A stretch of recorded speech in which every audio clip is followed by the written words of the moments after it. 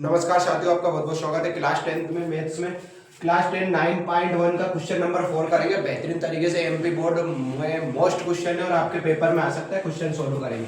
भूमि के एक बिंदु से जो मीनार के पाद बिंदु से 30 मीटर की दूरी पर है, मीनार के शिखर का उन्नयन कोण 30 डिग्री, मीनार की ऊंचाई है।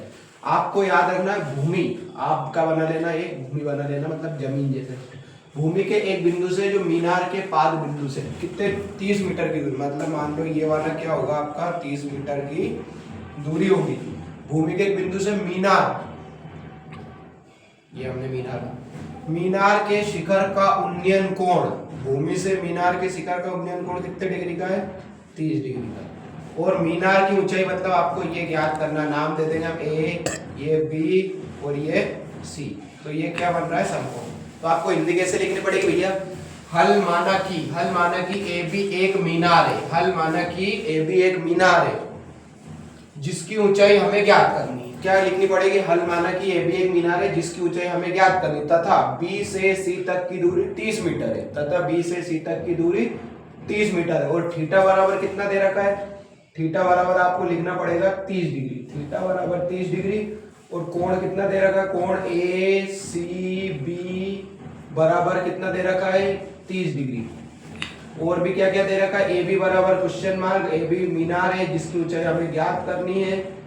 और बी सी बराबर कितना दे रखा है? 30 मीटर। ये हमें इतना प्रश्न में दे रखा है। तो हम लोग लिखेंगे समकोण त्रिभुज ए बी सी में। क्या लिखेंगे हम लोग? समकोण त्रिभुज ए बी सी में। समकोण त्रिभुज यहाँ पे भी लिख सकते हैं आप लोग, समकोण त्रिभुज ए बी सी में। समकोण त्रिभुज ए बी सी में, ए बी सी में समकोण मतलब बी पे समकोण बन रहा है ए बी सी। तो समकोण ए बी सी में लंब बटे आधार मतलब क्या होता है? tan theta. लंब बटे आधार क्या होता है? tan theta. tan थीटा बराबर लंब बटे आधार, ही हमने लिख दिया। तो tan थीटा वैसा का वैसा ही। लंब क्या दिख रहा है? ए बी, तो ए बी लिख लिया हमने। आधार क्या दिख रहा है? बी सी, आधार हमने बी सी लिख लिया। tan थीटा मतलब कितना डिग्री है? देखो ध्यान से, 30 डिग्री दे रखा है। ए बी की वैल्यू कितनी है? ए बी हमें ज्ञात करना है। बी सी कितना दे रखा है? 30 डिग्री, सॉरी 30 मीटर। tan 30 का मान कितना होता है? तो tan 30 का मान होता है 1/3। ये याद रखना पड़ेगा आपको। ए बी वैसा वैसे बटे में 30 वैसा का अपोन में 30 वैसा का।